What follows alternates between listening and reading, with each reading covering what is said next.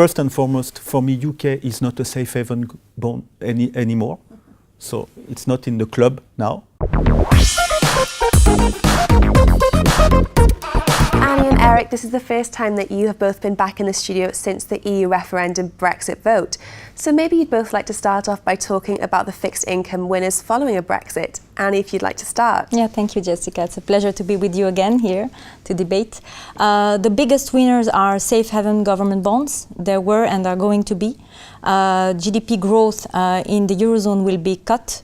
Mr. Draghi, ECB president, said that GDP growth will be cut by 0.5%, and we think that probably the UK will fall into recession. And also, in terms of the emerging countries, the CEE, the Central Eastern European countries, will be affected by a slowdown in the UK. The US, the impact will be muted. So it's interesting to see on this chart, we can see that the total return for the gilt indexed, all maturity confounded, that's a big winner. Total return is 12.53%. That's a massive rally since the beginning of the year.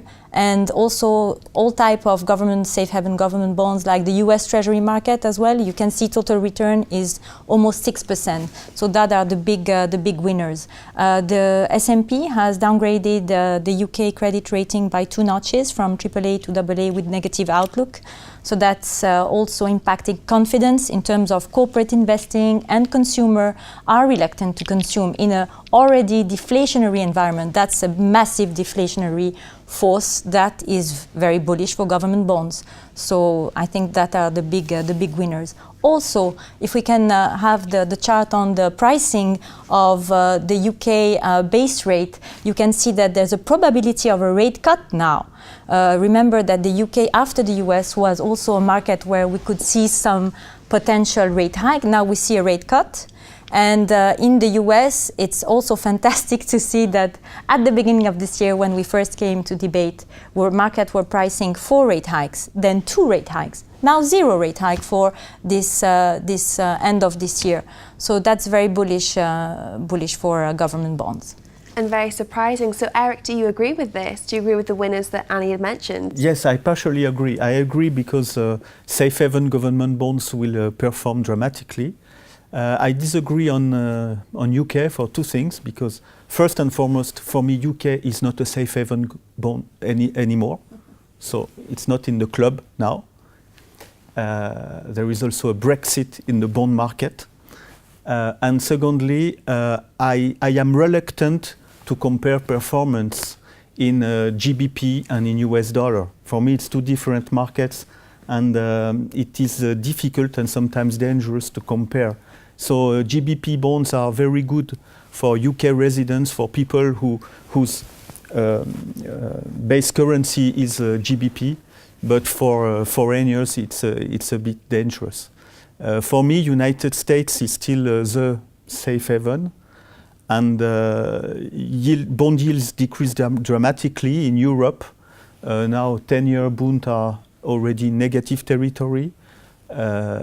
Japanese JGBs are negative. Switzerland is also negative. So for me, the next candidate for negative 10-year yields is the US. Well, I totally disagree on that. I think you're being too pessimistic, because I think at the end of the day, of course, if we have a dramatic exogenous shock, we might see a Q4 or rate cut, but it's not our principal central scenario. We think that, okay, the US economy has been growing for 7 years in a row. It's slowing down. It's totally understandable, but to see negative yields on the US curve is going to be really shocking. I think we might be surprised in the other kind of scenario, whereas things stabilize, because also oil prices have stabilized, and then suddenly the market participants start repricing a minor rate hike in the US. So I think on that we have a totally different view. Because I think there will be a recession next year, and the job market is becoming awful already, and for next year, I think I agree with the consensus. There will be no rate hike at all this year, but early next year, Fed funds will decrease to 0 before QE4. So you've mentioned your outlook there for the winners. So what about the losers? Yeah, the losers, we think that US speculative grade, so high yield issuers will be mostly affected because we have a major slowing down. The global economy is not growing that fast, on the contrary, and we've seen that we touch a cycle low in terms of default rate in the US for speculative grade at 1.6% in September 2014, according to Moody's. Recent numbers were at hovering around 5% cumulative default rate, and Moody's expect post-Brexit that rate will climb to 6.4% in the last quarter of this year. So at 640 basis points, so 6.4% over government bonds, it's not a catch, it's not a take, it's dangerous. Yeah. So we avoid US high yield issuers.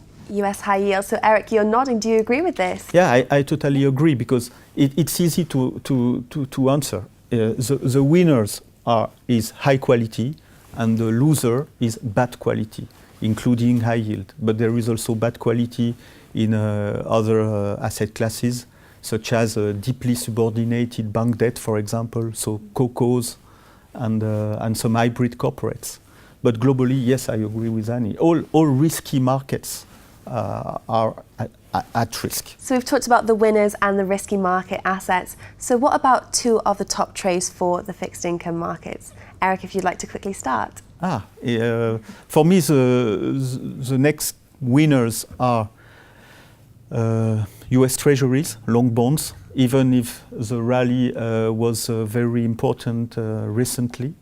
But I think that 30-year yields will increase a little bit, and it will be a buying opportunity, maybe the last one, before yields decrease dramatically.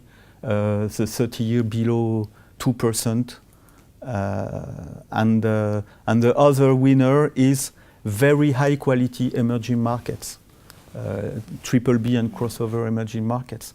Because once you have safe haven government bonds at negative yields, investors will need to find positive yields, and the only asset class which is possibly capable to deliver positive yields and quality and liquidity is high quality emerging bonds. So Eric, Annie, thank you so much once again for coming and sharing your insights. Thank you. That's all for myself, Annie and Eric, but for all the latest updates and exclusive market moves, do keep clicking back to Dukascopy TV.